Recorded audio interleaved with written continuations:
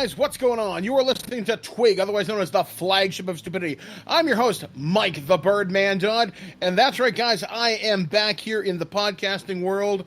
Boy, has it been a couple of weeks here on the show. I'll talk about that in just a moment. But I'm, of course, joined locally. Holy shit, he's sitting merely 5 feet away from me, give or take. I'm joined with... Alex. Oh my god, in the studio, first time in like, what, a year? No, months, maybe. Since the winter. No, we must have done a show during the spring. Oh, yeah, you're right. Maybe we have. Yeah. So anyway, that's right. We're in the same room due to, well, the circumstances that have brought me to you today. And, well, if you've been following my social media, which is at BirdmanDodd on Twitter and the Facebooks, well, the last month and a half has really been a kick in the face. As I've talked about on the show, to kind of give you a brief recap as to where the hell I've been. My father-in-law unfortunately got diagnosed with a terminal disease not too long ago in the month of September, and we're dealing with that. He's going to chemo starting tomorrow, or today when this podcast comes out, so we're hoping we're going to see what happens with that. Beyond that, my own father passed away 2 weeks ago, so I took some time off for that, as you might had expected. And then literally last week, Blair's aunt, whom she was close to, passed away very suddenly.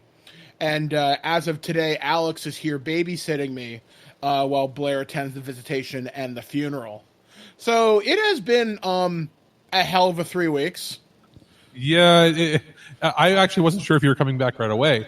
Yeah. But we were here together, and you're like, you know what? Screw it, I'm recording. Yeah, like, because honestly, you can't help but laugh at the tragedy, just how rapid fire it's coming, and you just got to get back on the horse. I mean, I remember when I got sick and I had my amputation, as soon as I was home, we were doing a show within 2 weeks.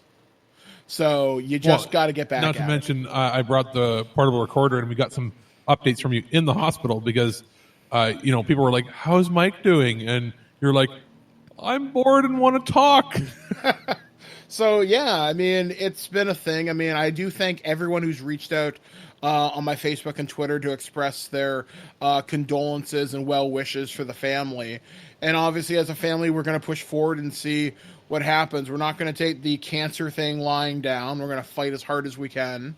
And as for the deaths in the family, they will be remembered. And, the show must go on, as the old adage goes in the radio and entertainment industry. And that's why we're here today, here on TWIG. So what are we going to be talking about today? Well, I'm going to be talking about The Walking Dead from Skybound Games, the complete collection, or the Telltale complete collection. It's called one or the other.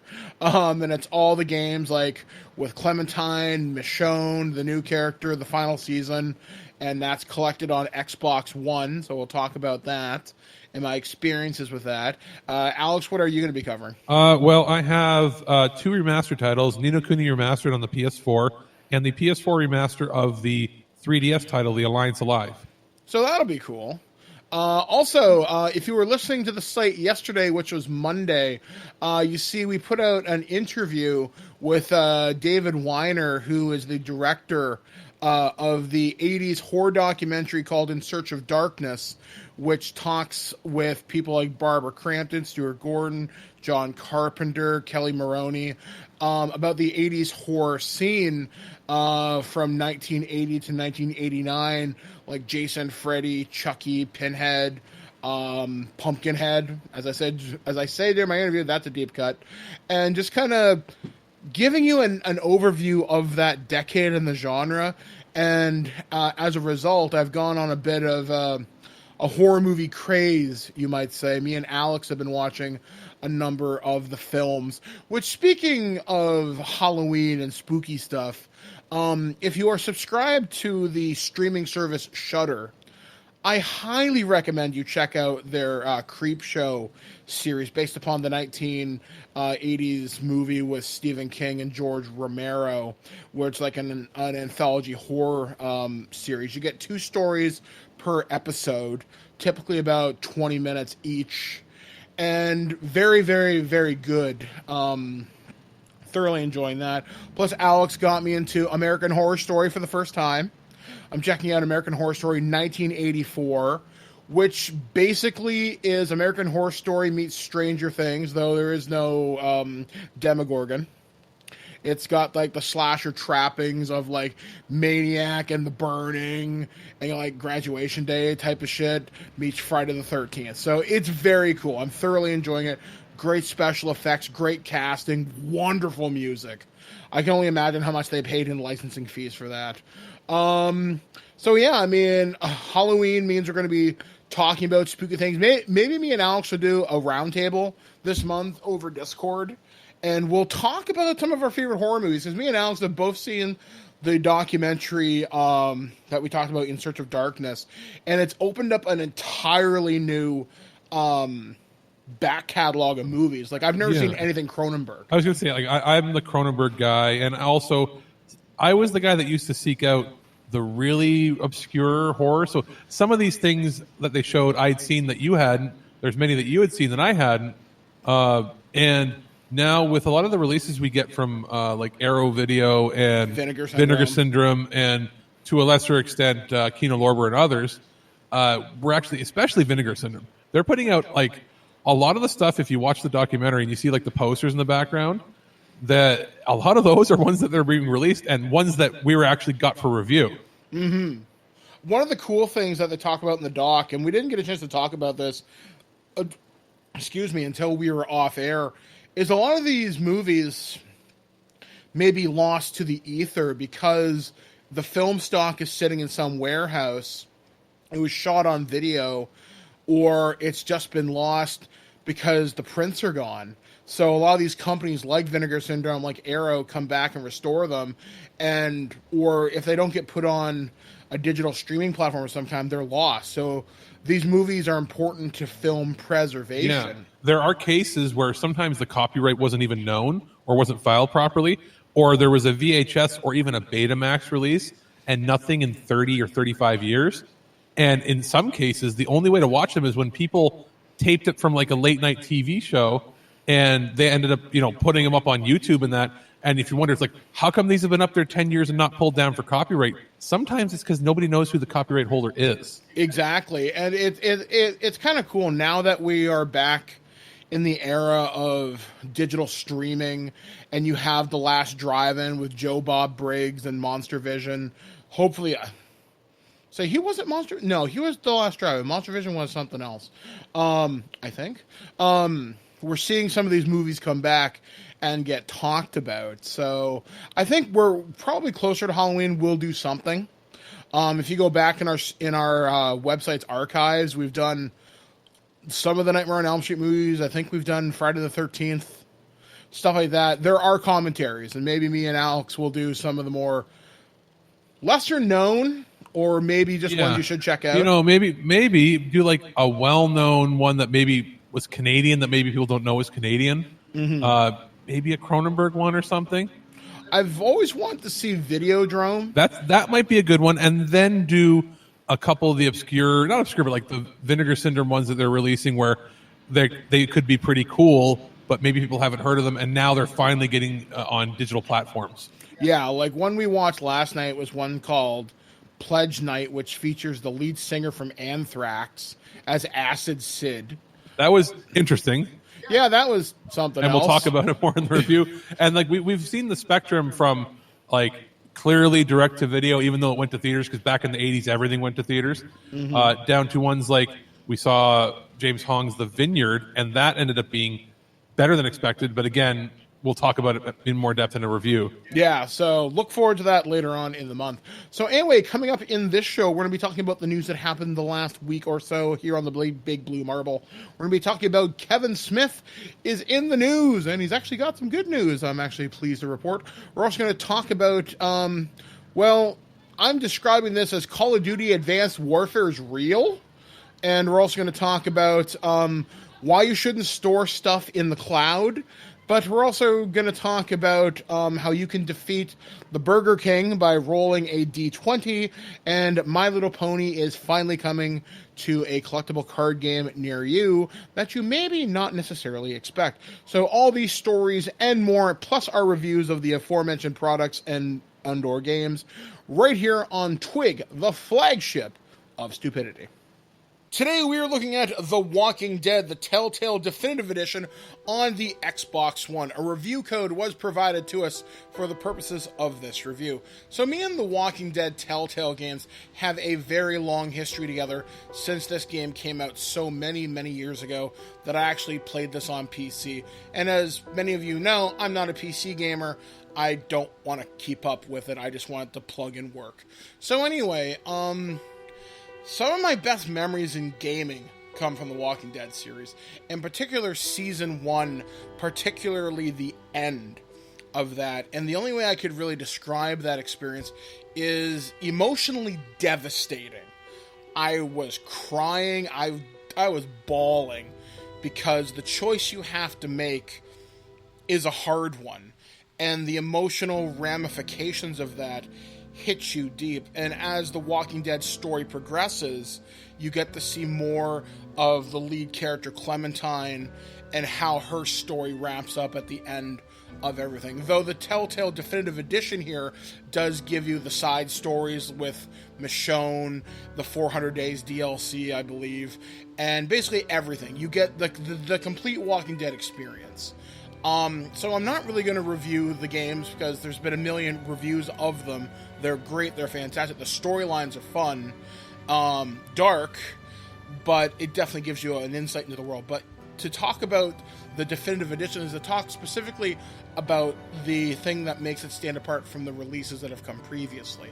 So one of the cool things that they do have this is commentaries, and their videos over gameplay, really long ones. I'm pretty sure they're all new. The one that I listened to in particular was for Season 1, because that's the season that I connected the most with. And I know it's fairly recent because they talk about being at the Skybound offices. And it's got the voice actors for Lee, Clementine, and somebody else talking about it. And it's just kind of cool to hear them talk about how they went to Dragon Con and a guy heard the guy who does Lee's voice and he started tearing up. And some of that just anecdotal stuff. But also what went into development, who was like, hey, that's our attorney here, or that was me, and I'm not a voice actor, but I'll be a voice on a radio, or something like that. That was kind of cool. That's appreciated. They also talk about, there's a video that shows how Skybound Games came in to rescue Telltale's IP, The Walking Dead, after the studio shuttered back in 2018. So that was kind of cool that they do give us some kind of an insight into that. Other special features include artwork, which is kind of cool because I'd forgotten that some of these characters show up. They also show the progression of costume changes for the characters. There's a 3D model viewer, which also allows you to hear select voice samples from some of the characters. And there's a music player. And the music player, I forgot how good the music was in the Walking Dead series.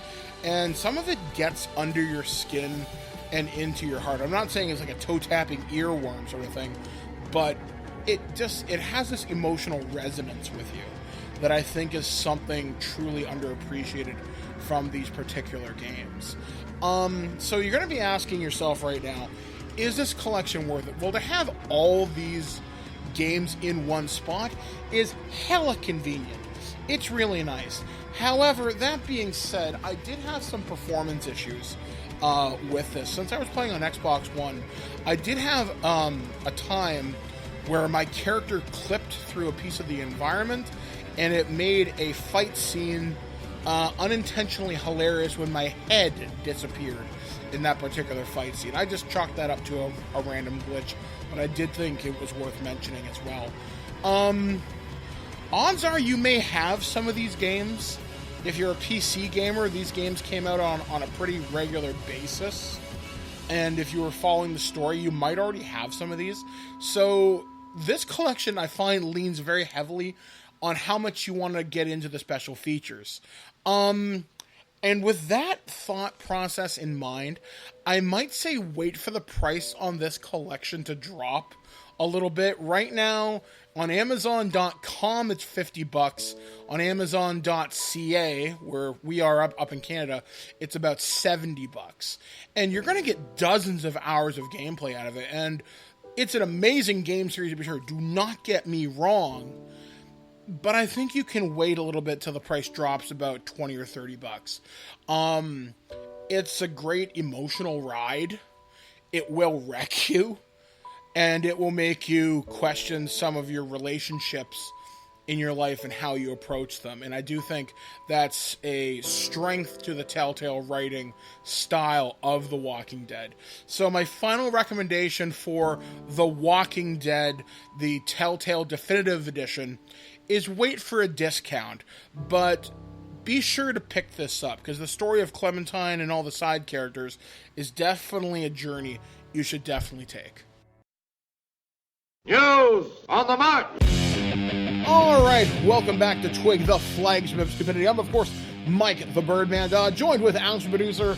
Well, guys, grease up the ear pussies, because I've got some news for you today. Yeah, greasy ear pussies. That's right. Thank you, Kevin Smith, for that wonderful segue. But are they hairy, greasy ear pussies? Yes, because they're Canadian. I'm all for... Wait, are you insinuating that Canadians are hairier than Americans? Hairy indeed. If you know what that inflection's from, whatever you need. Anyway, I'm drunk. We'll be in jail. I'm not going to finish the Skeletor versus Beastman rap. But anyway, let's talk about this. So Kevin Smith recently announced that Clerks 3 is officially happening, though this isn't the first time this production has come up in a number of years. Originally, it was supposed to happen many years ago after Clerks 2. And then the problem was he makes announcements without actually having the backing first. Or he gets overexcited about it. That's what I think more often than not. Especially since he started getting high instead of... Like, he was always a stone cold sober guy. When he smokes weed at his live shows and he's like, it would be a good idea if we did this. And then it gets reported as actually happening. And then occasionally it actually does happen. So after Clerks 2, back in 2006, he did want to make Clerks 3, sort of to close out the circle of the Dante and Randall story. But it had been reported, and I think he talked about it, he had some troubles with Jeff Anderson. There were just some kind of disagreements. And for a while, he said, well, we're not going to do Clerks 3 unless I have Jeff Anderson. This isn't the movie that I wrote. And he wrote a different Clerks 3 movie a while ago, and he did a live reading of it in New Jersey a couple of weeks ago, or a couple months ago anyway, at the very latest. But he says, I'm in a different headspace now. So recently he was at a signing for Lilu Multiprops, and he got a chance to see Jeff Anderson. And because Kevin Smith had recently worked shit out with Ben Affleck, I guess he's just in that, you know what, let's have a conversation mood. And I guess him and Jeff finally came to some kind of an agreement, and just kind of the handshake happened, hugs, good things are going to happen. And he's like, all right, you know what? Let's do Clerks 3. I'm going to start writing tomorrow. You know what doesn't surprise me? You know what it might even have been? Because if you're quarreling with somebody who you've been friends with for years and you just haven't seen eye to eye and you're sort of fighting, and then your once really good friend has such a terrible health scare. With the heart attack. Yeah, and I mean... say we will. Some people say that Kevin's gone a little too far the other way with going vegan. He looks pale. He looks different. And not that he should be bigger or anything, but he looks like he's got more going on. Like he needs to work on his cardio or something. But that kind of a scare can make you go, "What were we fighting about?" Yeah. And you know what? Fuck it. He might just go, "You know what? All this fighting, let's do it because Kev could be gone." Even though he's in better health now, but that fear of God goes into it's wait a minute, we're entering into our 50s. Yeah, he just celebrated 49 this past summer. Kev could go, and do we really want to have it where, I was being an asshole because I didn't want to do something when really I just want to work with my friends? Yeah, and I'm glad that this is going to happen. It's going to be a brighter movie, presumably, than the one he wrote like many, many years ago. And with him doing Jay and Silent Bob reboot, I'm kind of glad that's not the circle of the View Askew universe. To me, it always has started and ended and ends with Dante and Randall. And at the end of Clerks 2, they opened up the quick stop again. Dante had ended up with Rosario Dawson. Randall and them got money from Jay and Silent Bob to run the quick stop, and I guess they were co-financiers. Yeah, but real question is, what about the Pussy Trolls? They shot scenes like that where they dressed up Muse, and he's like one condition: I want the Pussy Troll archway. Now, what I hope, it's not going to get the same push that maybe the second one had. Like, I'm kind of surprised that that Jay and Silent Bob reboot is having a 1-day showing or 2-day showing. Yeah, it's so limited. Like it's beyond limited. In like southwestern Ontario, there's like 4 theaters showing it. Yeah, there's Niagara, Guelph, maybe, and I think Barrie got it. It's not even London, not even Kitchener or anything. Like, we got 500,000 people, and we got to drive 40 minutes to go see it. Yeah, I was surprised Guelph got it. Your one location in Guelph, the shitty theater too. Yeah, it's just the shitty theater. Like, you guys also got My Hero Academia and Transformers, and you were the only theater to get that. Yeah, that really weirded me out. In Kitchener, the one landmark there gets a lot of stuff that you guys don't get. Yeah, it's like what's going on? Like we got Dragon Ball and you guys didn't. Yeah. So no, I think the good theater here. But for one day, we had it for 3 or 4 days. Yeah. But it's odd like that they're going with that. This will have a bigger release than that, I'm assuming. But what I was hoping for is, a restaurant chain, I don't know, like Burger King or Wendy's or somebody that wants to do something fun. Why don't they dress themselves up and have like a Moobies burger? I think a pop-up Moobies would be actually kind of fun. You know who would probably do it? Five Guys? No, it would be something different. It would be 7-Eleven. They would change some. No, because they wouldn't do it because Kevin Smith is vegan, unless they teamed up with McDonald's. Because Guelph is the test market. For that new plant Burger King with the Beyond Meat burger, Beyond Whopper. Yeah. Or A&W could do it. They could do a movie. Like, he's vegan, but like he's not forcing that upon anybody else. Yeah. So I could see him going with a chain that has that. Like, he loves A&W. I was listening to his podcast, and when he works on Supergirl, he always gets A&W for his crew. Well, and also he can get it too. At least in Canada, I don't know if it's like that in the States, but in Canada we had the test launch like a year and a half ago for the Impossible? No, the Beyond Meat burger. Yeah. And it tastes identical. Yeah, like that one. The Burger King one's close, but not as close. Mm-hmm. But yeah, like that might be something for them to do, and that's good marketing for them. Like, do that sort of stuff. Like, it's like when the Simpsons had the Simpsons donuts and the squishy stuff all at 7-Eleven. Yeah, I used to go to 7-Eleven quite a bit when that happened. So it's cool to hear that it's actually getting made. But my question is, whatever happened to Hit Somebody? His was it 3-hour or 4-hour TV miniseries on CBC he was doing about hockey? Yeah, I vaguely remember that. Because I thought that was funded. And like the Canadian government, once they fund something, they don't rescind it. They have to spend it. So either it didn't go far long enough or there's something screwy that happened. Yeah, like something must have some plug got pulled somewhere. Hell, I found out last year or whenever Kevin had the heart attack, he was supposed to guest on Letterkenny, but then he got sick. He might do it again. I hope so. Because you know what he would have been perfect on, but they're not running anymore, was Trailer Park Boys. Yeah. I mean, they had Snoop Dogg. I haven't seen the last, I think, season and a half, but Jay and Silent Bob would have been tailor-made for, oh, God, could you imagine Ricky just saying the wrong names and everything to them? Like, it would have been perfect, but Letterkenny's the closest we have to that now, so... And if you're not watching that on Hulu or Crave, please do. Like, do you think they would make them like the people from the North? I don't know what they'd do. Or would they be over the top stereotypical Americans? I think they keep them in universe character just to say like the View Askew universe expands. Silent Bob doesn't say anything the entire time to Squirrely Dan or something. And he says one or two words and then he just walks away and they're like, Americans are so loud.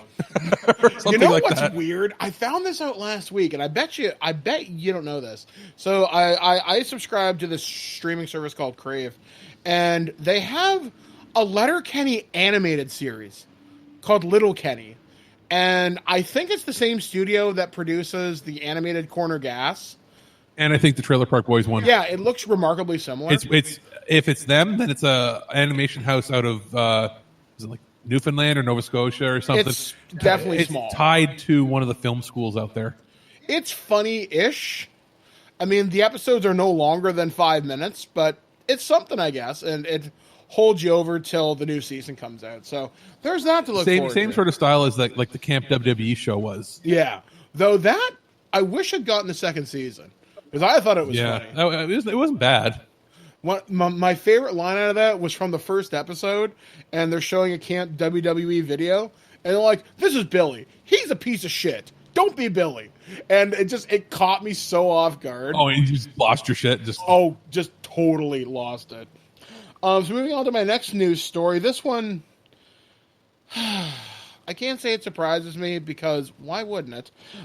Two Quebec parents are seeking the right to launch a class action lawsuit against the makers of Fortnite, Epic Games. So Montreal-based Calyx Legal is seeking to sue Epic Games Inc., the U.S. company behind Fortnite, as well as the Canadian affiliate based in BC.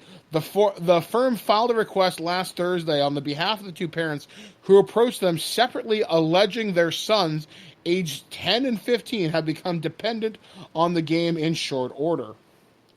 Let me see.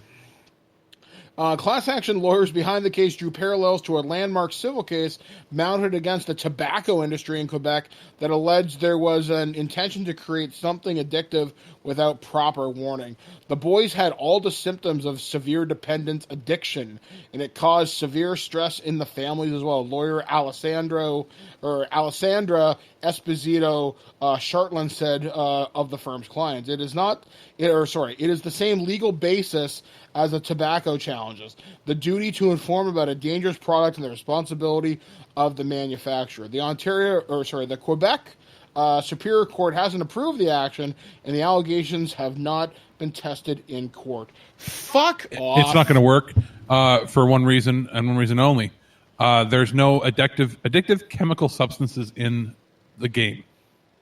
The reason the tobacco thing worked is they had proof, you were able to find it when the whistleblowers came out, that their entire design was what chemicals will make this person smoke more. Yeah, but I think you could make a pretty convincing case for the psychological addiction factors. No. Because gambling is addictive. And you know what the solution to this is? I'm going to monitor what my kids play and not let them play those types of games, because I should know that my children have addictive tendencies. Because it's not, if it wasn't that game, it was going to be another game. It was going to be Minecraft. It was going to be watching TV. It's going to be eating junk food. If you have an addictive personality, you will find things to latch onto. And it is your responsibility as a parent to be a fucking parent and not be a fucking lazy person that lets their kid play games all day. Oh, it's like, I didn't notice it was an issue. You didn't notice that your kid was playing for 20 hours a day, every day? Because they were quiet and left you alone and you didn't have to parent them? I'd like to know, I'd like to see these kids' Fortnite accounts. I'd like to know how many V-Bucks were spent. Basically, how rich these accounts are. And if they're having withdrawal issues with it, that if it got to that level, that is your fault as a parent for it. I've seen it with people I know where it's like they're happy that the kid is not in their hair because their lives are busy, but then it gets to the point where they're like, why are they so addicted? Well, you let them play something that at that young an age, you're impressionable. You're more likely to get addicted to things when you're that young that you get obsessive over. It's your fault for letting them do it. It's like, I should only let them play an hour a day. Why'd they still get addicted? You should know that these are the types of games like this can happen with. It's no different than when we were kids and the parents are like, stop, you've been in front of the TV for 6 hours. Go outside and play for a bit. Well, here's the thing, too. Fortnite, even itself, its player base, its playership its player base and viewership on Twitch is dropping. It dropped this summer when the Twitch Rivals tournament. It went over okay, but it was down from last year. And even this season on Fortnite, they're making changes the player base isn't happy with. So I wonder how much longer the whole Battle Royale subgenre of games is going to go on. It's always looking for the next big thing. Like it used to be Minecraft. Before that, it was Warcraft. It'll be like the only thing you could convince me would be truly addictive and would have to have warning labels on it when it comes to this, if it's not involving a specific chemical, would be when somebody makes full VR headsets that also have peripherals, like a fleshlight you stick on your dick, and you're basically there having sex with your virtual machine all day. When that happens, and it will eventually happen, because, I mean, the porn industry has gotten into VR pretty hardcore. Mm-hmm. It will happen where it's not like you're actually having sex with somebody, but there will be some sort of sexual gratification devices. And when you see kids, getting that sort of shit and not being social and they're basically masturbating all day, that's an addiction. One of the things that I'll be very curious to see if this case goes through, let's say it does go through and they can challenge it in court. The video game lobby will be so over this because they can't afford to lose it. Not to mention, one thing to consider, this is Quebec. Quebec runs and believes... Their laws are a little They're different. very different. Most things are different. If you look at packages, like for any of our American listeners, when you look at a package here for contests, like you sign up for this contest, Quebec. It'll say prohibited in Quebec or where else there's certain laws they have. They're a very different society than the rest of Canada. They have to abide by certain federal laws, but then sometimes they don't. Everything in Canada has to be bilingual, English and French. But then you go to Quebec and they won't have English on things because it's English or French unless you're in Quebec. Quebec has always been a little quirky that way. They also have very different laws when it comes to consumer protection than we do. And we have pretty tight links, but they don't allow contests, period, like giveaway raffles. The lottery is different there. There's a lot of things that they do very, very different. So the precedent might be in Quebec. You might find that these games just don't get sold in Quebec. Mm-hmm. They'll just block off Quebec. Yeah, because I know, for example, they've blocked loot boxes in certain European countries, or they've had to disclose odds or something like that. What'll happen is they'll go, okay, fine, Quebec, you get nothing. Rest of Canada, you're fine. Yeah, so they'll just block the servers from launching Fortnite, or they'll have to use a VPN to get out or something like that. And then if you're a competitive Fortnite player, those few frames, they'll get you killed. Not to mention, if you do that and then your parents try to complain, guess what? You're circumventing the law to play the game then. Yeah. So that's on you. Like, you know what they should do? If you're underage, first of all, you shouldn't be allowed these. Remember, it was like you had to be 13 to sign up for things? Yeah. For some of these games where you're competing online, if you're competing online in a massively multiplayer thing, maybe you should have to be 17. And, to sign up on your own, or 18 to sign up on your own. Or if your parents sign up an account, if you're signing up as a minor, maybe there should be a hard limit. You can't log in after 2 hours of play per day. And then if you don't like that and you're circumventing it, then that's on you. That's what they'll do. They'll do things like make it so that any juvenile account, and it's like, and if you lie, my kid put in his age is 18, then that's your stupid ass kid doing that. I think you'll see the video game lobby. They'll fight. They'll fight to keep the game going, but they won't lobby to they'll only self-regulate if they're threatened by the government. And even when they do self-regulate, it won't be that hard because they want the kids to spend the Fortnite bucks. They want the kids to buy the loot boxes. They want these servers to be popular. And I'll tell you, Canada will make loot boxes legal before the States will. So they're going to want to watch. They'll be watching us because whatever we do, the States will follow suit. Well, the ESA in the state is bullshit, considering they have a game for kids, or it's rated for children, NBA 2K20. There's a full-on fucking casino in it. Yeah, you know what? The ESA, it's for America. We don't have an exact same lobby up here. Like, they'll do work up here, but we have a very different method for consumer protection from these things. But with having Canada be about 1/10 of the population of the States, it's a large enough sample that if we ban something, most games are not like when they're region, for different regions, the region 1 or region A for Canada and the States, it's the same disc sent to both of us, and all they do is they change the artwork. Yeah. And it'll get to a point where they have to change the disc they send to us, and if they do that, that raises costs, and they'll be like, well, what should we even sell to Canada? Well, that's a market they can't get rid of because it's 10% of the American market is Canadian. So it might get to a point where they have whatever we decide is what they'll have to change, and people may not think that, but that's what'll happen. Yeah, I mean, I agree there needs to be something done about these type of games. I just don't know how we go about it. Lawsuits probably isn't the way to do it because, in my opinion, this is them looking for easy money. If you have loot boxes or you have a massively those mobile games, they should be restricted to 17 or older. Or the game made my son addictive.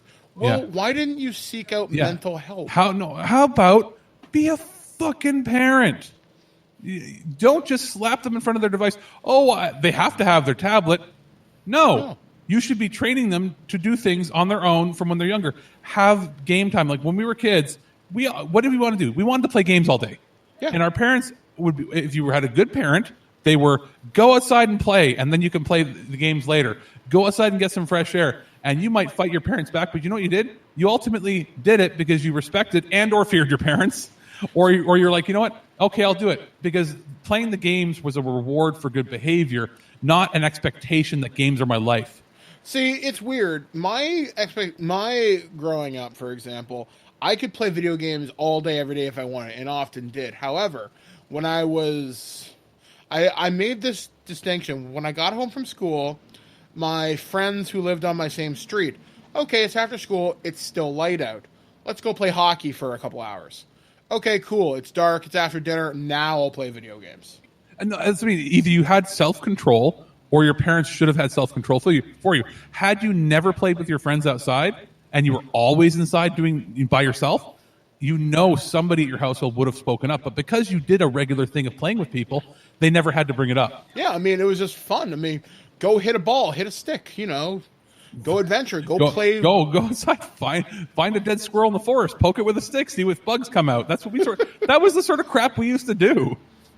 And now it's all, I want to go play Fortnite. I want to go play Minecraft. I want to play Roblox. It's not just that. It's throwing 2-year-old temper tantrums when you were 10 or 12 because you can't play. Like we used to have the thing where if I was getting frustrated with the game, the stupid game, and you start screaming and you walk away. You throw a controller down. Your parents would go, all right, unplug the Nintendo from the wall. You get that back in a week because you're throwing fits. If you're not going to behave properly with it, you don't get it. And then you see people doing that now, and they throw fits, and their parents cave and give the device right back. And now you see people on Twitch even do that. There's some very famous Twitch people who rage out on stream, and I don't get it, man. Do you know who shouldn't be to blame for this, but might be the blame, is the rise of the internet reviewer. Yeah. And not calling him out. Like AVGN was his own thing. And it was always a parody. That's the problem is people didn't see that it was a parody, especially really young, impressionable people. And then everybody copied him. You had, the terrible irate gamer, that hilariously bad guy who tried to always say, I'm not copying anybody. And he'd steal the exact same jokes line for line. Stupid pig-faced idiot. What was his name? I forget. Whatever. But the irate gamer. Yeah. Yeah. He looked like one of the pig people from the Twilight Zone episode. Anyway, but you had everybody copycatting that. You had all the channel awesome. Everything is cookie cutter the same. So the entire internet culture, there's kids now that are 22 and under, where all they've known is, this is how you play a game, is you go, oh, fuck, and you start swearing, and then they get really angry. And it's like, no, we grew up without any of that, with real journalism, with real things. And the reason we would laugh at that was because it was the internal monologue that we used to have, or we would do, and then your parents would come take the games away. But they see the internet and they see grown adults throwing hissy fits, and they think this is normal. Yeah. The internet was a mistake. Moving on. It's not the internet was a mistake. In a way, YouTube was the solution and problem and solution to all of our things, not beer, because The internet was fine when only us weirdos would find E-Bombs World and Newgrounds and IRC chat and all the ridiculous meme sites like You're the Man Now, dog. But it's social media ruined everybody. You normies ruined it all. Moving on to our next story. This one I think is really cool, especially as someone who has a physical disability. For those of you who may be joining us for the first time, welcome. I, for example, have an amputation on my left side. When I can get a prosthetic once I lose some weight, that'll be very cool. I'll be able to walk again at some point. However, if I was paraplegic, that may not necessarily be a reality. However, though, really cool story. So a man paralyzed from the shoulders down has been able to walk using a 4-limb robotic system or exoskeleton. The best way to describe this, if you remember, I want to say 2015, when Call of Duty Advanced Warfare came out, and it was the exosuit. This is what this thing looks like. So this thing... Is it a little bit like the Edge of Tomorrow movie? I'll show you a picture. All right, let's see. Oh, Edge of Tomorrow / COD. That's exactly what it was like. Yeah, COD, Edge of Tomorrow, where it has like the leg braces that look a little mechanical at the sides, and it's like a leg back brace all the way up to the arms, but not like thick like you think a mecha suit. Yeah, just like a framework around you. Yeah, so this ceiling-mounted harness for balance, because I haven't mastered that yet, allowed this 28-year-old tetraplegic patient use a series of sensors implanted near his brain. Tetris 3? From his shoulders down, so not from the neck down. Oh, so he can control his arms. Or something, I'm not sure. Oh, yeah, because Tetra would be 3, or he's paralyzed in 3 spots, or whatever it is.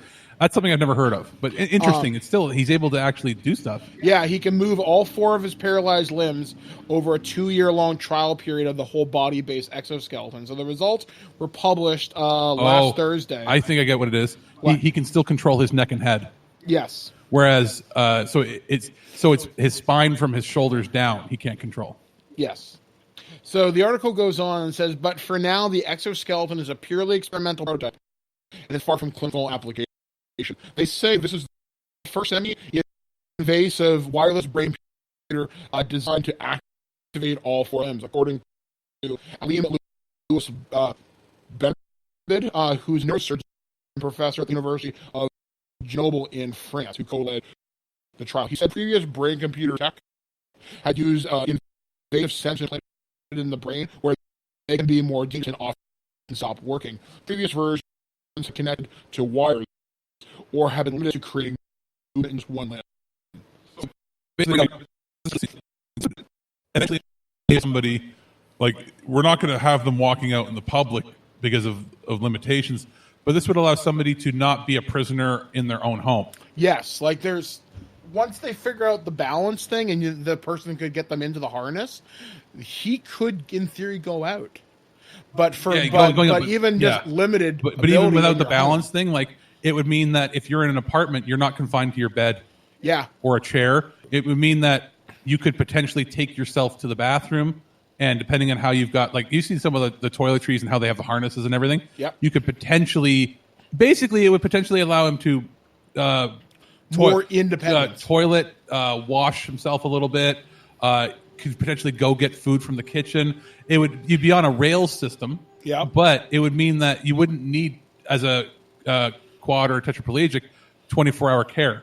You could get by on your own for certain amounts of time, which would be extremely liberating. And that's something a lot of people don't think about, and I didn't know until I became handicapped. They do put rail systems in your house. I know I don't have one in particular, but they put a pole in the ceiling so you can pull yourself up. And I won't go into specific details here, but being handicapped when you want to go to the bathroom is a remarkably involved process. It becomes less of, I just got to go bathroom, get up and run. Well, you can't get up and run. Yeah, you have to plan and think it through. You have to methodically go, like, it's not a matter of waiting till the last minute. You're like, I think I'm going to have to go to the bathroom soon. I should get planned to go to the bathroom. Yeah, like literally going to the bathroom with me, like I said, without going into the details, is a process that takes multiple minutes to plan and think out. So seeing this technology, I'm very excited to see where this could lead. So good on you. I hope the technology continues to advance. Now to get to some funny news. Dare I say funny. So if you've been following the news this past summer, anime voice actor Vic Mignola has been accused of multiple crimes in the Me Too movement. And he very famously brought a lawsuit against these people, fighting back, wanted to fight back against his accusers, saying, I didn't do this crap. Now, his thing was like unwanted massaging, groping, kissing, attention, hugging. Yeah, it's like stuff that if somebody else has agreed to do it or you're on the same page. But he'd also been, stories have been floating around where he confronted people in hotel rooms. Yeah, or like going up and giving somebody a massage without asking. Unless it's for a joke or funny and you're in on it, it's one thing. But when you can get the vibe from somebody who's doing that to you, is it a joke? Or are they getting some weird satisfaction out of it? Yeah. And apparently the vibes were fucking creepified from him. Yeah, and there have been stories floating around the convention scene, even ones I'd heard for a number of years. Like, you'd always hear convention stories. Me too. I have some friends that are in the comics industry. Yeah. Who, when this popped, I got a message from, and I was like, so what's going on? They're like, oh, they're finally doing something about him. Yeah. And like people would be shut down. They'd be disinvited to events. Yep. From in the future if you spoke up about it because he was too big of a celebrity in that community to speak up about. And then it got to the point where it's like, no more. Yeah. So earlier this year, in I think April or something, he filed a huge lawsuit, 17 charges, basically defamation, libel, slander, torturous interference, all these things. And he hired some lawyers came to his defense, and he had his fans raised over $250,000 via GoFundMe. And, well, the legal defense didn't go well. So last month in a Dallas courtroom, or Texas courtroom, I'll say. It was in Texas for sure. The judge had heard the case, and within the first day, he dismissed like 12 of the charges. One of the quotes from this particular one of the quotes from this particular court interaction was, the judge said, "The problem is, Mr. So-and-so, the Vic's lawyer, I don't think you have anything remotely resembling evidence." And the judge and the lawyer went on to talk with Vic's lawyer and said, I've dismissed that charge. And the lawyer's like, wait, what? When did you do that? About 5 minutes ago. You didn't hear me? No, I wasn't listening. And the judge said, maybe you should consider doing that. So this past week, that's a level where you could either get fired from your firm, probably, but you can get disbarred for not listening to a judge. Oh, it gets worse if you can believe this. So the judge had said, okay, there's a few of these charges. We'll take a look. And then eventually it entered mediation. Yeah. Try and work this shit out. The judge, because people who stood with the hashtag I stand with Vic were harassing the judge and harassing multiple people online. And this is, again, if you look at the age of the people doing it, these are people that are ignorant of how the law works. They're people. You got two groups basically. One, you have and that uses the word is thrown out around. It's the incels. Yeah, is one, and they're jumping on any bandwagon where they think a man's being taken down by a woman. And then you have the opposite end. You have women defenders who are like allies to that community, or will not see, this is my hero, he can have done no wrong. Yeah, like he did a voice I like, thus he is innocent. And that's a very dangerous mindset. So anyway, flash forward to very, very recently, like last week, the judge had said, okay, we're coming back to court, and he dismissed the rest of the charges with prejudice, I believe. So yeah. Which, for anybody that doesn't know, with prejudice means you cannot file it again. You cannot even reword it to file it in a similar motion. Like, it can't be related to this issue, period. I'm just reading through it. But basically, the lawyer for the other side had said, this is only halftime. No, it's only halftime. It means you're fired and you're going home. Yeah, it's fucking ridiculous. I'm just trying to find if he did file with prejudice here. But yeah, so he raised over $500,000 fucking dollars. And it may not even cover Vic's fucking court costs. Good. It's ridiculous. You know it's what? fucking You're dumb. trying to defend it. Here's the point. You know what? All he had to do was say, "Sorry, I didn't realize my behavior was inappropriate. That's not how I intended. I'm sorry about that. Let's move on. If I've done anything that people felt uncomfortable with, I'm truly sorry. I did not mean that." And then basically hope to correct his career from there. But no, these guys always double fucking down on it and go, "I didn't do anything wrong. That bitch is lying," or "She was asking for it." That's always the attitude. I can't find whether it was dismissed with prejudice. They do plan to appeal, I think. I've read that. Okay, but regardless, it's stupid. it won't You've stand. lost. It won't stand. Oh, you got to take it to a higher court. It won't work. Yeah, like you're going to waste however much money again. If they try to do it again, it will be they'll deal penalties on him for basically wasting the court's time. Yeah.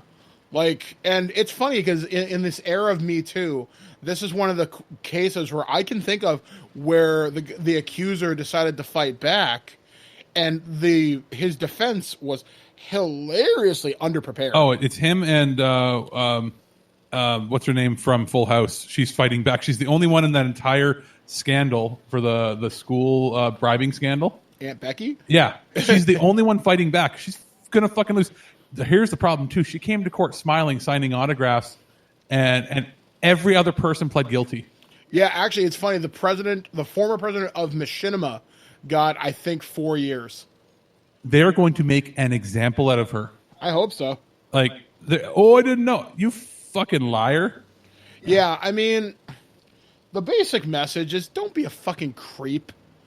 And don't expect you're going to get away with it because you're not above the law. You're not above anybody else. Oh, I'm famous. Yeah, and guess what? You'll be torn down worse than anybody else. Yeah, I mean, you don't use your fame to take advantage of a situation. Don't be an asshole. And unfortunately, this guy's going to learn it the hard way, and I hope he does. I genuinely do. So, hey, Vic Mignola, fuck you. Moving on to my next story. So a former Yahoo engineer admits to using his access to steal users' sexual images.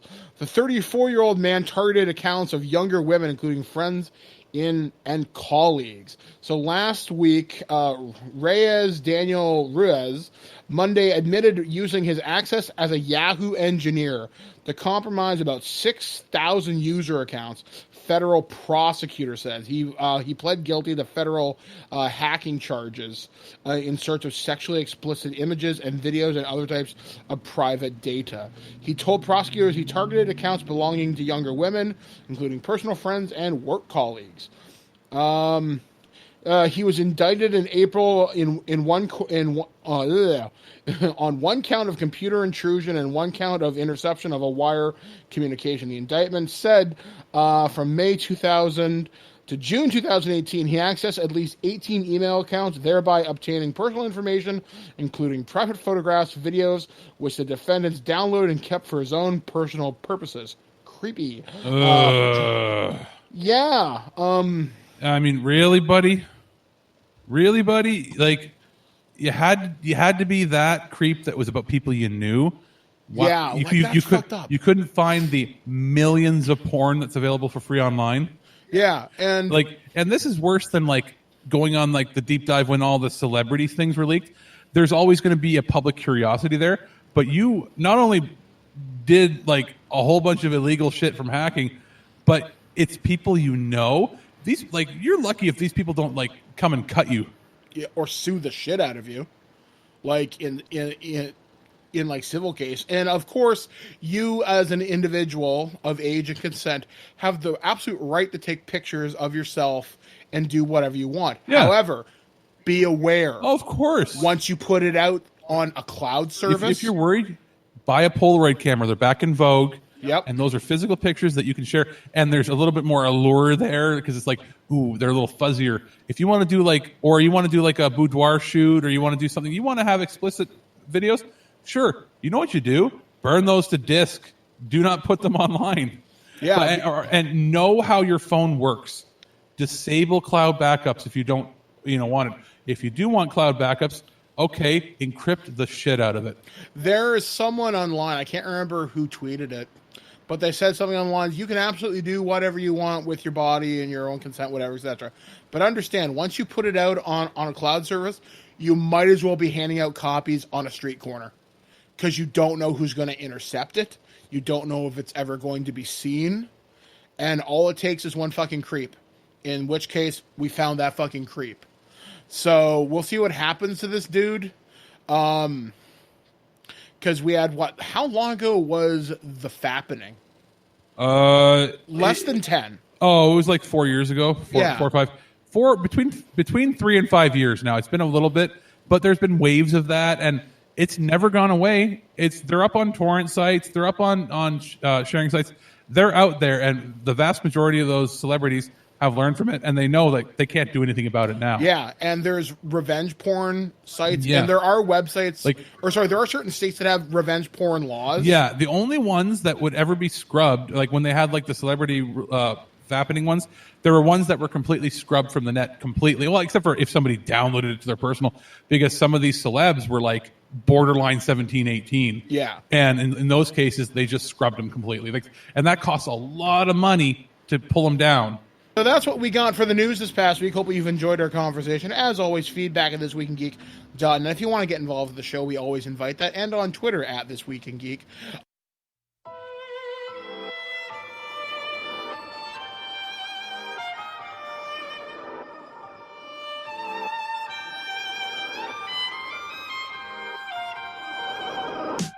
The Alliance Alive is actually one of the first reviews I did for TWIG when it came out on the 3DS. And, Birdman said, hey, you want to check out a 3DS title? It's an RPG. It's probably up your alley. And I went, oh, hell yeah. And I pretty much thought it was one of the better, modern-day RPGs that was a throwback to the sort of heyday of the Super Nintendo / PS1. And I'm not going to go into too much details now with the remaster here, because it's the same essential game but been super cleaned up for PlayStation 4. And I was playing around, got the same amount of gameplay out of it, but it had the option to do things like faster loading, being on a much more powerful platform, like astronomically more powerful. You have the option to include things like better particle effects, higher resolution, like the game plays at 4K on my TV versus the little tiny 3DS screen. They've done a good job of, integrating it without needing the use of any of the touch controls you would have had, or any of the bottom screen controls you would have had in the original version. The audio is nicely done. It's just in stereo. It's not in fancy surround, but it is cleaner and much higher quality than the original version would have had on that little handheld device. Visually, it's not going to be a revelation. We're not talking like ground up redone. It's more like, here's the original models rendered at a higher resolution with anti-aliasing on, with significantly better draw distance, better load times, just sort of an enhanced version that works a lot better. For somebody like myself who isn't as patient as they used to be with load times, this is something that is really fun to play because it's just fast. There's, from what I can tell, it's basically the same translation. Nothing's been changed, but there has been a little glitch here and there that have been fixed. Anything that would have had slowdown no longer has slowdown. And they've sort of done like a definitive edition of the game where there's little tweaks here and there that you can't really put your finger on, but you're like, it just feels better playing. So if you're somebody who missed it on the 3DS and you want to give it another go, you're probably going to want to check it out because it is... it's not retailing at the full price. It's sort of at that mid-range, not like entry level, but you're going to get it for like $20 cheaper than what you can get a AAA title for.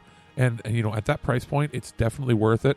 And that's not much more I can say. It was one of the best games I played on the 3DS, and it's one of the better RPGs out there.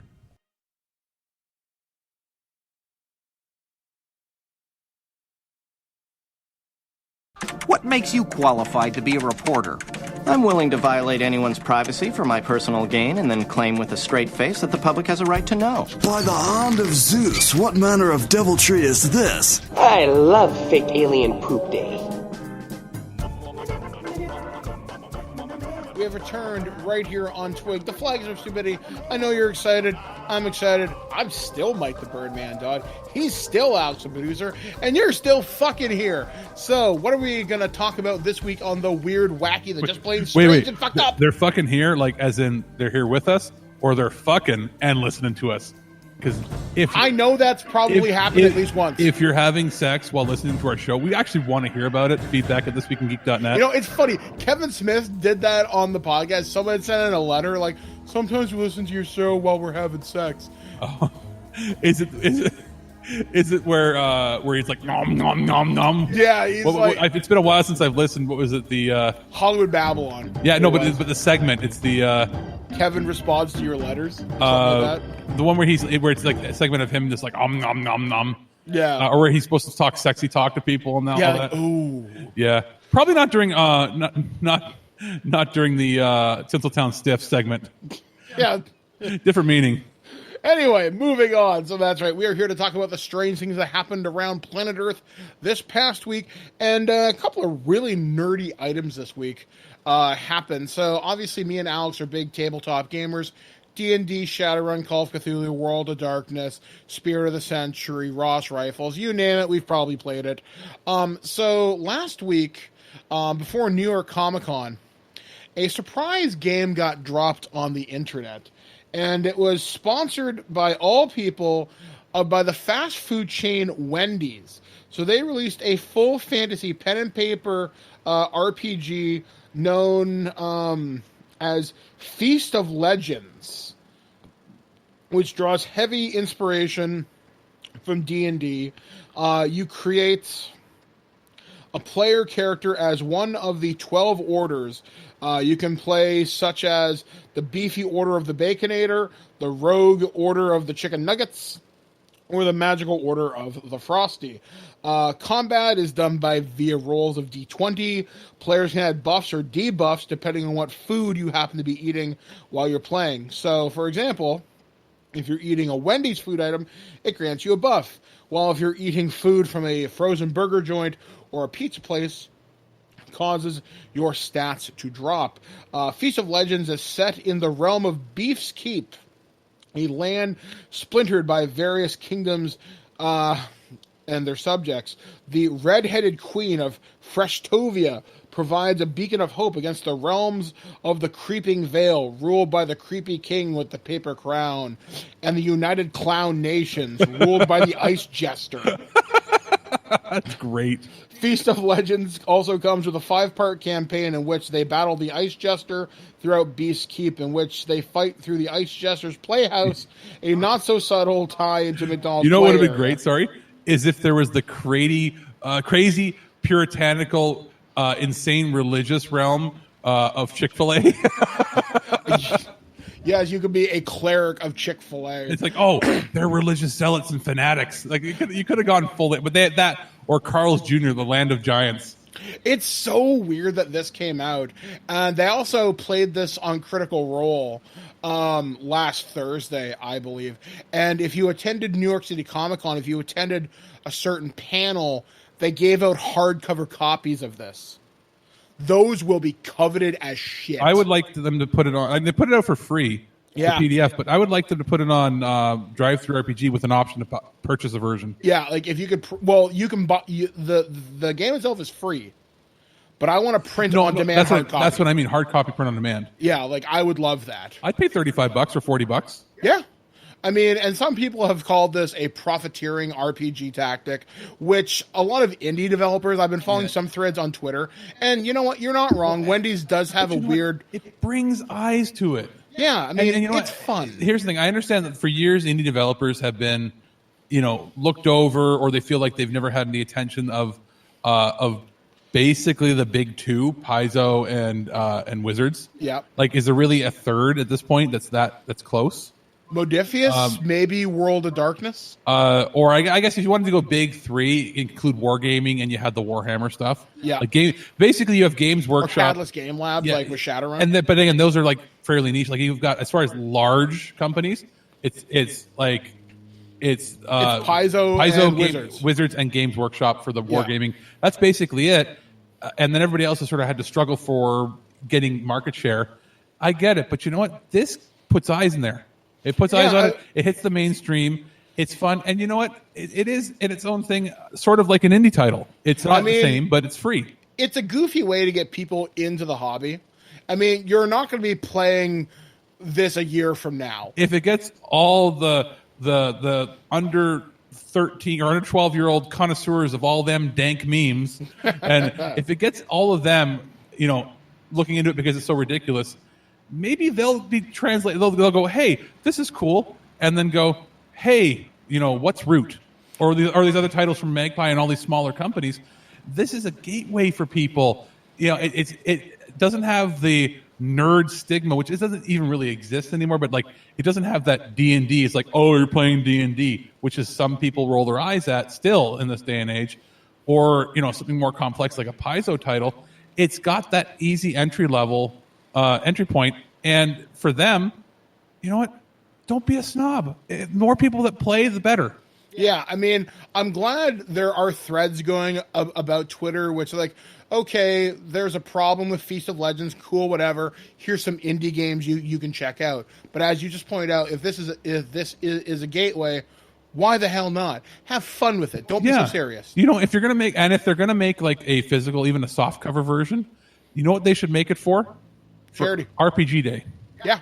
Make that and make your local comic and game stores. Have a $10 printed on demand copy that they can have, because it will pull people in. It'll pull the meme lords. It'll pull the jokes. It'll pull in those of us like us that just love weird pop culture items. Yeah, this is honestly, if I could get a Feast of Copies hardcover book, I really would. Would we ever play it on Cambridge Chronicles? Probably not. Well, but we could always have the one-off. It could be something played just on TWIG for fun. It's something you could do for Extra Life. It's something you could do for fun charities, or just to have a birthday party for just have a few drinks and have a laugh. Yeah. So I do think that's pretty cool. So yeah, check that out. Just type in Feast of Legends in the Google. I'm sure you'll be able to find it just as easy. Keeping along with the whole geek train thing, I think this is kind of neat. So Magic the Gathering, card game that's been around since the early 90s at this point. I had been playing since the alpha, and I gave up around the Weatherlight expansion. If you're a nerd, you know exactly what I'm talking about. Basically, once they introduced Rampaging and Trample, I'm like, you know what, I'm done. So anyway, one of the cool things that's going to be happening with Extra Life, to benefit the Seattle Children's Hospital, there's a collaboration coming with Wizards of the Coast, who also puts out Magic. They're going to be doing a collaboration with My Little Pony, which is a 3-card promotional set called Ponies the Galloping.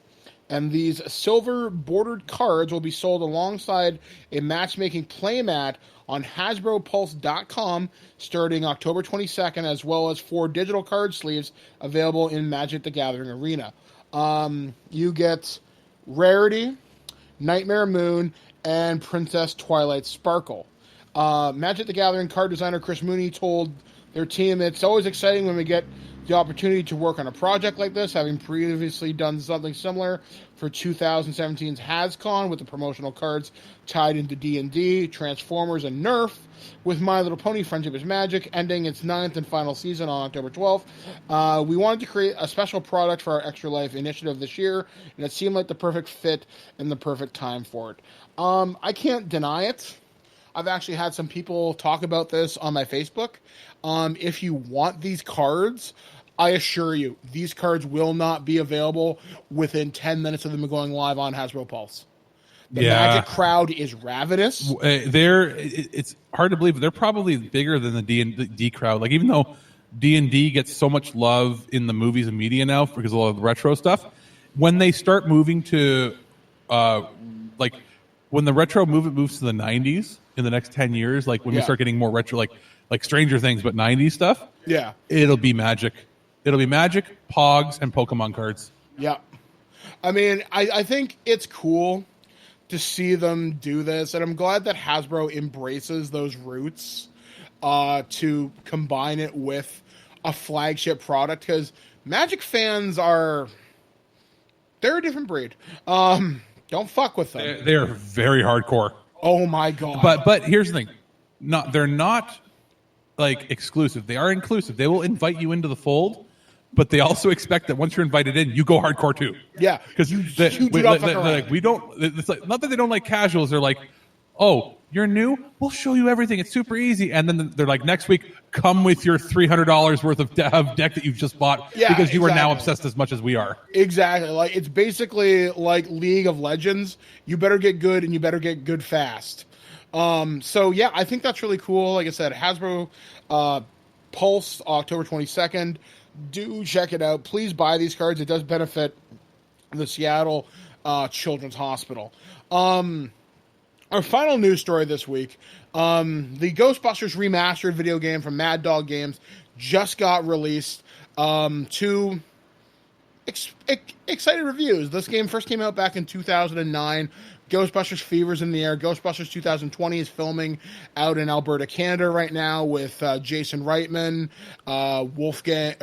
Finn Wolfgang, the fucking kid from Stranger Things. The fucking kid from Stranger Things. I can't remember. Finn Wolfhard, that's it. Finn Wolfgang, Wolfhard, Victor Von Doom, fucking kid from Stranger Things. Fucking Mike from Stranger Things. You fucking know who he is. I don't give a shit. He's that kid.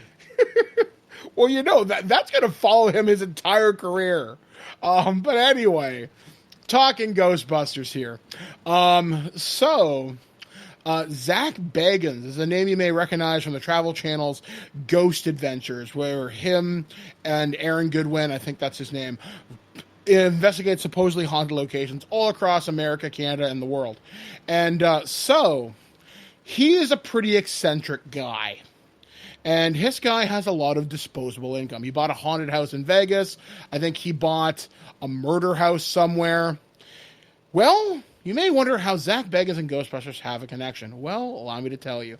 So he dropped over $250,000 on Ghostbusters props recently. There was a huge prop auction, and he was able to walk away with the screen-used Egon Spengler jumpsuit and boots. Is he just one of these guys where he spends every penny he makes from his TV show? I don't know how. Because they cannot be made. Those shows, you might not realize, they pay like crap. Well, he owns property in Vegas, and Vegas is not cheap. So, like most reality shows pay you like 10 to 20 grand per episode. Or they'll be like, it's a lot less than a normal TV show would, unless he's got ownership of the show. I probably would wonder. He might have production ownership on some of the stuff, because otherwise you don't get to be a multi-millionaire doing reality shows. I'd like to know what happened between him and his other. He had a friend on the earlier seasons named Nick, and he does a very similar show. I want to say it's either on the Learning Channel or not Learning Channel, TLC, which is anything but now. Don't you want to learn about Honey Boo Boo? Even that show's not around anymore. The only good show they have left is 600 Pound Life, and even then, everything else is like exploitative. Hey, Pimple Popper. Is she on there? Yeah.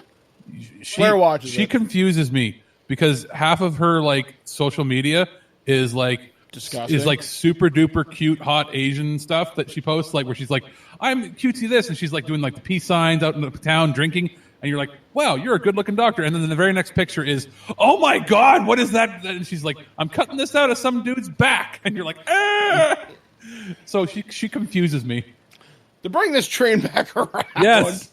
So Zach Bagans bought the Egon Spengler jumpsuit and all the accessories with it, like boots, gloves, etc. He also bought a shell of a proton pack. So it's not even a finished hero screen unit, not even a stunt unit. And he bought the screen-used hero trap for Ghostbusters 1 and 2, where they'd use it for special effects, close-up shots. It's the hero trap, the one that looks the absolute fucking best. And he spent over $250,000 for sure. I want to say closer to $300,000 on all this. You know what? If I was a celebrity, I would never make it known what I bought, because people are going to know who to steal shit from or who to like. It's like, okay, example. If you're selling a home, you never put when you stage your home, you always take down anything you own that is worth of any value, when they make the pictures. You take away your personal items because nobody wants to see your family in the pictures of the place. But you also take any jewelry, clocks, or anything that has value, anything brass, anything like old and ornate. You take it all down because it happens all the time where thieves look at the open houses and they go, "That's where I'm going to steal from because nobody's going to be home." So like I would never ever announce it unless it was all for charity, and I'm like, I got it for charity, and then I'm going to auction it off. Like you don't flaunt the crap you're buying. Well, it's so funny, like the Ghostbusters community, because I'm a part of a couple Ghostbusters groups on Facebook, and I know people, not personally, who own stuff from the movies. One of the weirder things I've seen recently is somebody in Ghostbusters 1, Dana comes into her kitchen, sets down her groceries, and you see the Stay Puft marshmallows. And this guy has the original screen-printed bag of marshmallows. And they weren't the ones from the movie. They were the ones that were used to design the ones in the movies because the UPC code is different. It's weird. People got that weirdly specific. One of the... Yeah, sorry, but to be honest, collect what you're going to collect, but do you have nothing better to do with your life than worry about like how accurate it is, or that it even fucking matters? I don't know. One of the coolest things I saw, this was an auction about 10 years ago, and it was a Star Trek auction. And I could have got the emergency medical holograms mobile emitter from Star Trek Voyager, and it went for under $2,000. If I were to collect something from a TV show, that would be cool. Like, what am I going to do with a proton pack? But the mobile emitter, that's kind of cool. It's a personal character that I can. You know what I would have wanted? I would have wanted the cat dish from Data's Spot. That would have been kind of kitchen cool. Because it's like, oh, this is what they use for the cat. Be like, cool. It's Spots. You would have got it fairly cheap, and you could use it for your own cats. You'd be like, that's a television movie cat dish right there. Yeah, you just say that's Data's cat. And it's something you could have got for like $50. Nobody would care. Yeah, it's weird. Like, some of the costumes that still pop up from time to time. I follow several movie prop houses because I'm very interested in props.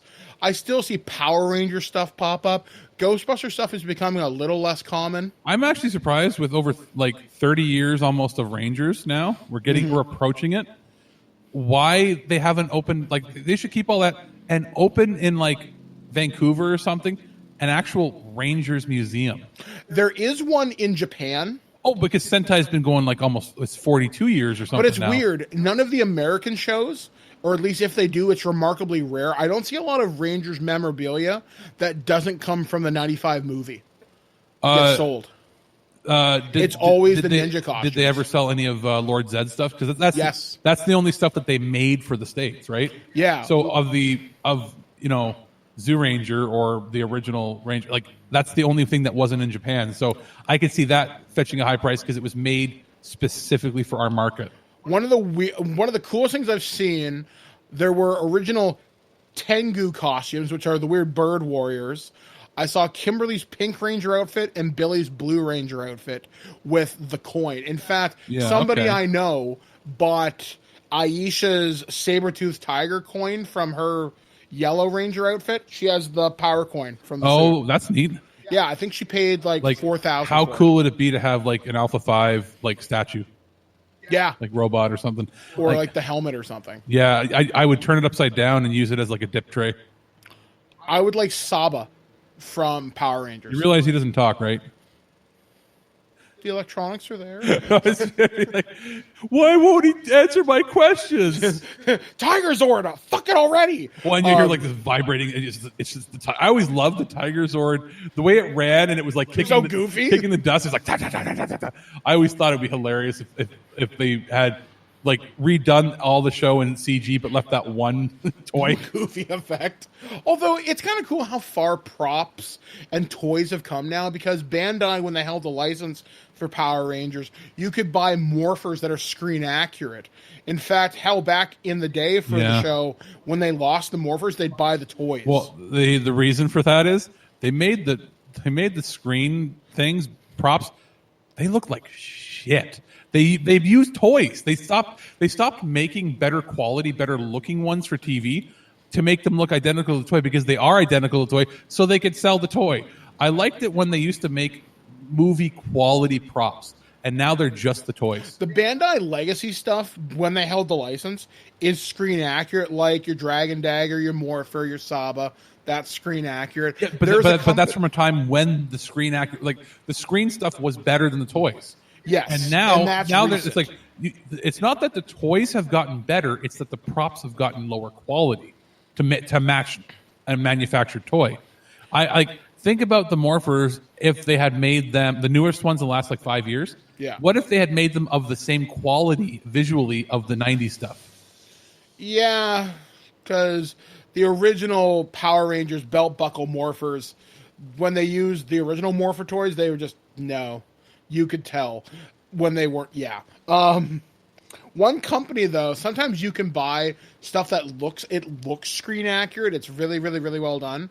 You could have bought a Proton pack, and I think it was $600. It was under $1,000, and it was from a Canadian company, and it had the official Ghostbusters license on it. And it looked really good, and you can actually mount electronics into it. And I thought that was kind of cool. But I can't imagine paying. I mean, if you had a master prop or a master cosplayer build it for you, maybe. But I can't imagine just the fact that Zach Bagans would blow that much money. But that's cool. I guess $300,000. You could have bought the fucking original screen-used DeLorean for that price, which only one of those is still around. The one that was from Back to the Future 3 was rotting on the back lot of the movie studio until a fan bought it and restored it. So, you own a piece of screen history, it's going to cost you a house. Anyway, so coming up next on the show, we have another review from Alex, and we're going to wrap things up here. And we'll talk about what's coming up on the site this week. So we'll be back right here on TWIG, your flagship of stupidity, where we definitely don't have money to buy stupid shit.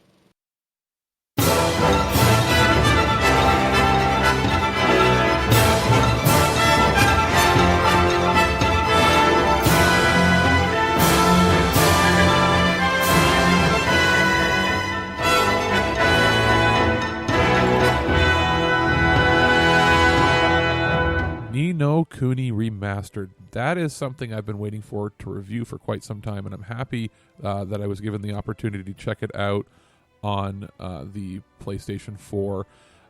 To give a little background story, the original game, if you didn't know, was on the original version of the game. Was on DS.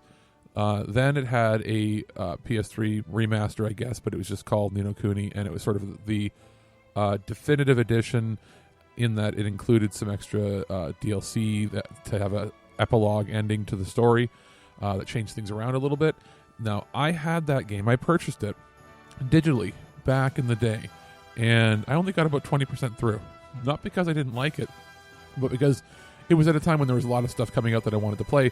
It was also a pain in the butt to play games that were as large. It was like 35 gigs to download on the PS3, and their store was not really equipped to handle that kind of data back then, and it downloaded in like 3 pieces, and when it would install, it took, I'm not even kidding, on a brand new hard drive, it took like an hour and a half to install, because it was so many small files compressed. And then every time you moved your cursor by it, it would just blast the speakers super loud with the theme music, which is, great music, but it was kind of crazy. And I liked the game. It's Studio Ghibli. You should know about it by now. If you're a big anime fan or if you're an RPG fan, you know what this game is. But I went, okay, eventually this is probably going to get another release, and it never really did. I thought it was going to get like a... I tried finding physical releases, and it was always sold out everywhere, and I was like, eh. And then I sort of forgot about it until the new announcement was made that it was getting remastered. And at first I was like, well, maybe I want to review it on the Switch.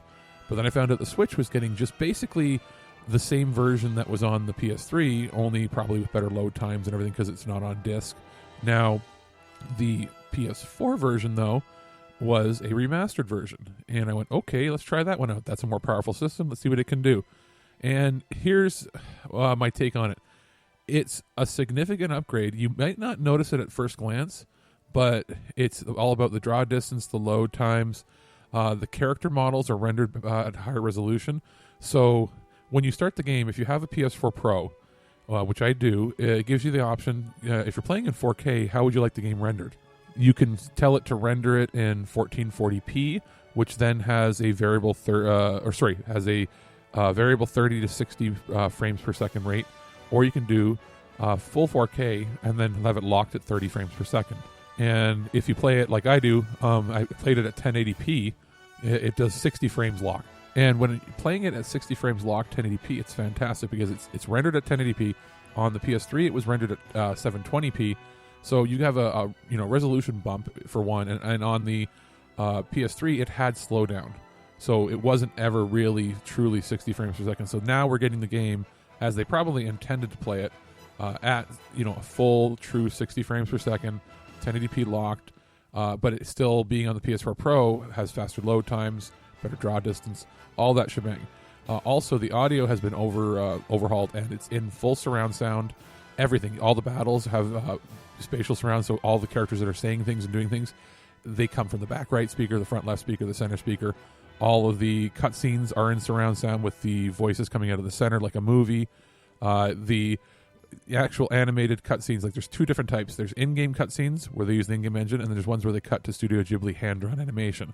The hand-drawn animation is now done it's been presented in 4K, whereas on the original version it was 720p or 1080p for little clips. So everything has just been bumped up a generation or two and just smooth, and it just works better. Interestingly enough, the game was like 35 gigs on the original PlayStation 3. This version's like 10 gigs smaller.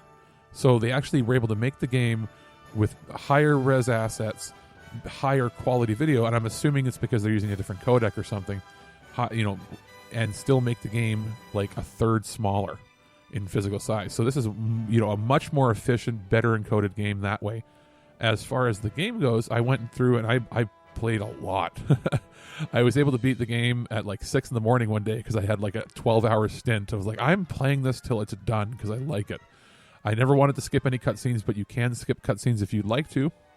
The controls of the game work exactly as they did in the original version, so it's a hybrid action / turn-based JRPG with segments in between where you're traveling around. The only downside I'll say about this game is in the game design style. Things have changed over the last few years. There's a little less jumping back and forth, fetch questy stuff now. Like, it takes a long time in the game before you have the ability to fast travel anywhere, and you have to backtrack through a lot of things, which is like, the sort of gameplay style is a very traditional JRPG that it's thankfully gone by the wayside a lot, but it's not going to take away too much because it's not like this gigantic world that's going to take you forever to traverse, and you get to see the enemies that are on screen so you can avoid them. And I just love games that have a nice, beautiful overworld. That doesn't happen a lot anymore, and this game has it. You also have travel by boat, and then by dragon, basically. You can fly around, and that's at the very end of the game. I wish there were more secrets to find, more areas that you could get to, and there are some more areas you can get to that are more secretive and surprise you, or like special towns that you can't see. But that's the Dragon Quest / Final Fantasy person in me trying to find all the little tiny things.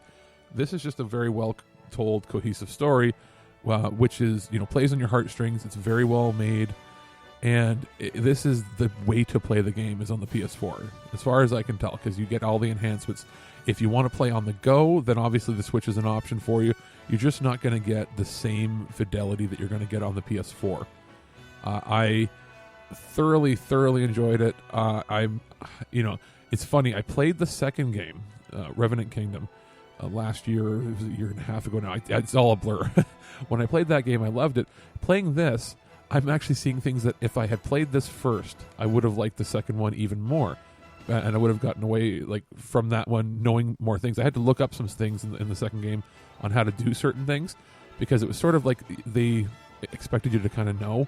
And it's because the maps were very similar between the first and second game. Some parts changed, but certain forests and dungeons were similar layouts, and certain things that you had to do to get through there were the same. And it's like, oh, now I'm seeing it playing the first game going, oh, okay, I would have known that, even though they're not connected, directly. So the game has little bits and pieces of more voice acting, slightly better translations in certain things. The visual quality, like when you go into the towns, when you travel between worlds and you go to like the Motor City, the real world, and you can walk by stores.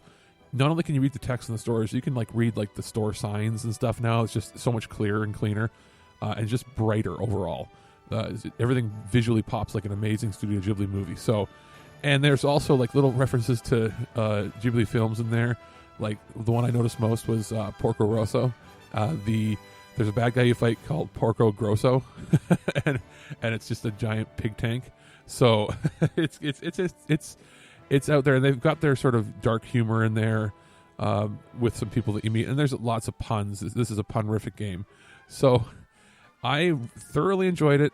This is a game that I would easily, if they asked $100, I'd buy it for $100 because it's that much work's gone into making it, the best experience it can be, and I really hope that this sells well. I hope that Ni no Kuni 2 had sold well enough that we can get another Ni no Kuni game, because this is a world that has really interesting concepts with having people's basically having like quantum entanglement where your souls are connected to people from a parallel world, and there's really neat things that they're doing with this franchise, and I hope they continue to do more like this. I don't know. What I would love to see is when the PlayStation 5 comes out, are they going to do like a remaster of Ni no Kuni 2? Because both of these games have one thing going for them that no other game has: amazing walking animations going up and down stairs. It sounds weird, but play any other game when you walk downstairs and you're just walking. In these games, your characters will look at the ground and sort of tiptoe down the stairs like you really would for real. And it's just so fluid and weird. I guess it comes from being created by people that are like some of the top animators in the world. So it's just the little attentions to detail like that make these games, a little over the top and just really immerse you. So, if you haven't played this game before and you're an RPG fan or a Studio Ghibli fan, you're definitely going to want to check it out.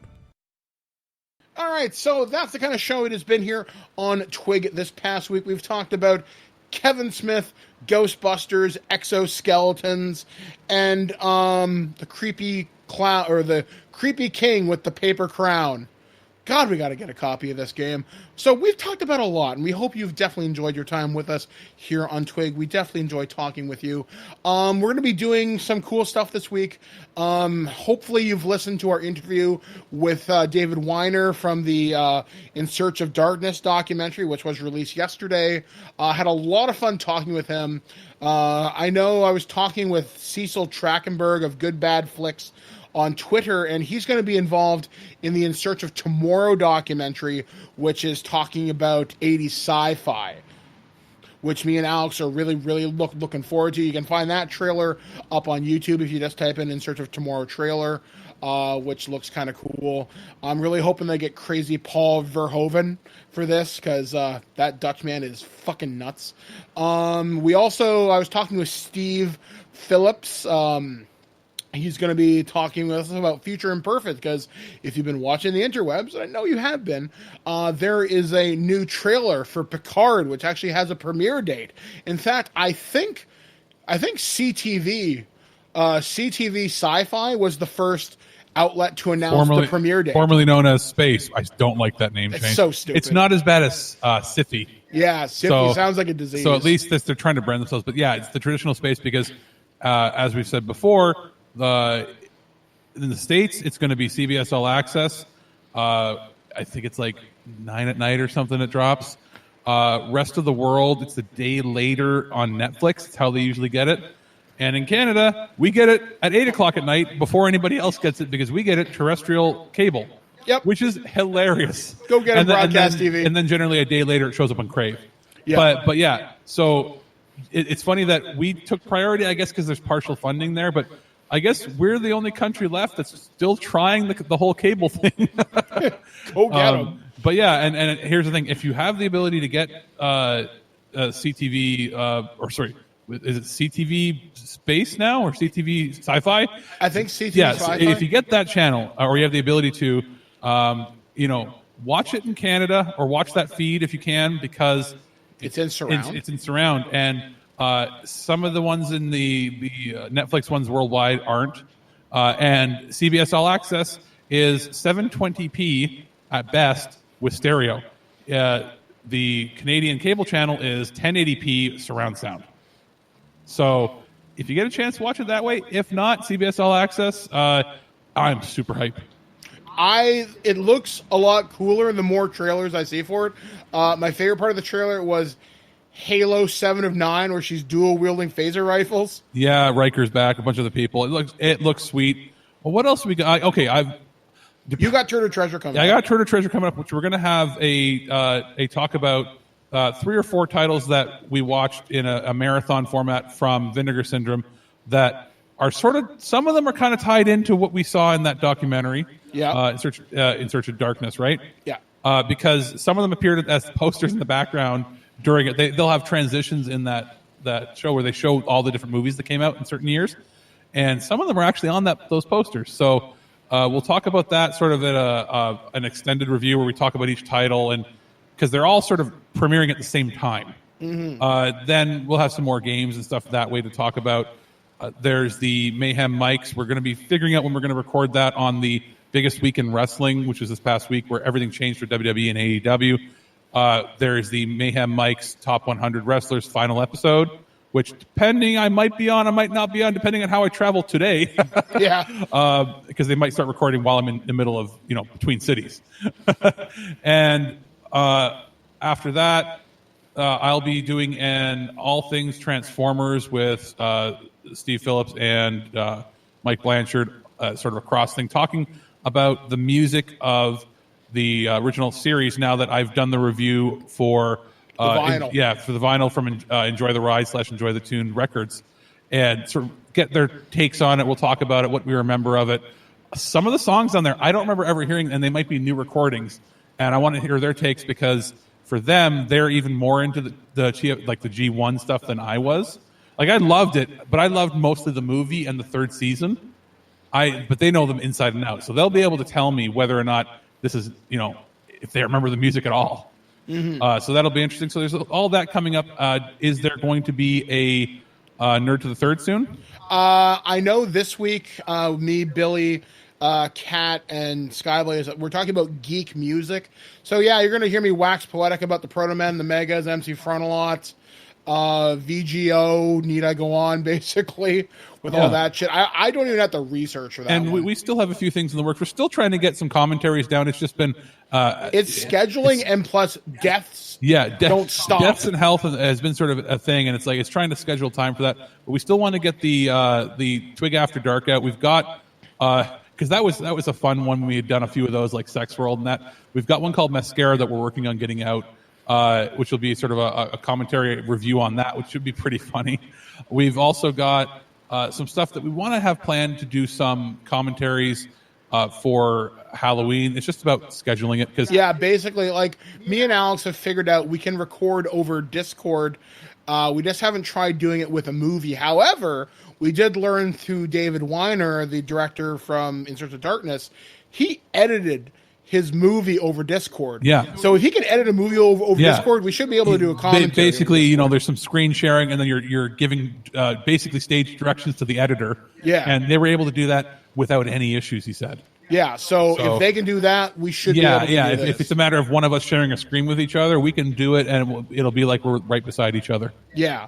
There should be a Future Imperfect this week. Will there be an Altered Geek? I don't know, but there should be a Future Imperfect. Yeah, there's a bunch of collaborations. There hasn't been any classic stuff that I put out lately because generally I schedule 6 to 7 weeks out of that, and that's 10 to 12 different segments. But we wanted to do that when we were not as busy, but we have a lot of stuff coming now, either through syndication, partnerships. There's a lot coming out, but as we get closer and closer to the Christmas season, once we take our hiatus break, that's when I'm going to start putting out a lot more of those classic interviews as well as classic commentaries. There might be some timely ones we might put out. For one thing, earlier in the year, we put out the Flight of the Navigator one, which was one of the first commentaries you did. Well, we actually have Flight of the Navigator Blu-ray remastered that was shipped international to us because we're getting it hell early to check out the Blu-ray. So we'll do a review, and I might repost that one again at the same time so you can hear the original thoughts on the DVD release and what you guys had from years ago. And then if we get a chance, you and I, to watch it, we'll give our thoughts on what you think of the remaster. Yeah, because I'm a big big fan of that movie, and I think it's getting remade, isn't it? It might be there, but right now the Blu-ray I was sent is from the UK. It is region free. I'm about to say, how are you going to play that? It's region free, but it was from the UK, and I believe there is going to be a Blu-ray release here. But it came earlier to UK, so when they're like, "Would you like a copy to review?" and I said, "Yeah," they said it might take a bit, and then I realized where it was coming from, and it took about 2 weeks to get here because it came from across the pond, and I've had a chance to briefly check it out just to make sure it would play, and when I found out it was region free, I'm like, "Oh, great." Oh, and that reminds me. So me and Alex will have a joint review next week. We'll probably take time next weekend. We're just going to plan this now. We'll play Ubisoft's Ghost Recon Breakpoint on Xbox One. Yeah, because we both have copies we can check out. It is also Canadian Thanksgiving, so we will work around the schedule, but it may be like the Monday or Tuesday before the episode comes out, depending. Exactly. Because I'm still not sure 100% what my family's plans are. I do know the Saturday night, Saturday the 12th, is it 11th or 12th, whatever the Saturday is, I have a concert to go to. I'm seeing for Helix or something? Helix and Coney Hatch, because I am a Canadian from the 80s apparently now. Good but times. Why not? It was $35 and I went, heck to the yes. I approve. All right, guys, that's going to do it for us here on TWIG, the Flagsman of Stupidity. So for TWIG, we have been Alex. I've been Mike the Birdman Dodd saying, live free or die hard. And in the immortal words of my good friend Jackie Bam Bam, be cool, be kind, be careful. We'll catch you guys next time, right here on ThisWeekInGeek.net. Well, that's our show. All right, here's the deal. Every time you watch my show, I will send you $40. Checks will not be honored. You've been listening to This Week in Geek, your source for guaranteed nonsense or your money back. Tune in next week for more info on the most important things you didn't need to know. Check out our website at ThisWeekInGeek.net and subscribe to our podcast through iTunes or any podcatcher. If you'd like to comment on this episode, head over to this episode's post at ThisWeekInGeek.net and leave a comment through Facebook Connect. Follow us on Twitter at ThisWeekInGeek.net and follow our Instagram at twig_official_podcast. Social media not your thing? Send us an email at feedback@ThisWeekInGeek.net. We'll see you next time, and remember, lower your shields and surrender your listenership. Just when you think this show is terrible, something wonderful happens. What? It ends. I have to go. Somewhere there is a crime happening.